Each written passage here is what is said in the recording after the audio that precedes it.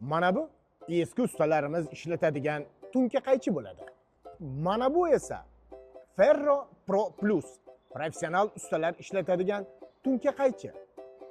Nega men sizlarga buni tavsiya qilyapman? Hozir hammasini tushuntirib beraman.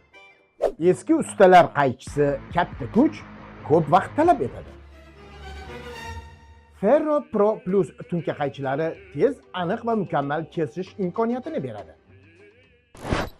Mana bu eski tunka qaychida kesilgan metall listi.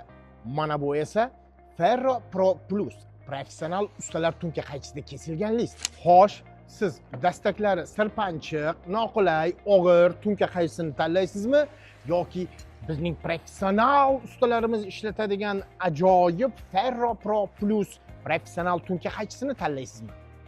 Izohlarda yozib qoldiring. Salomat bo'ling. Ferro sifat ustuvorligi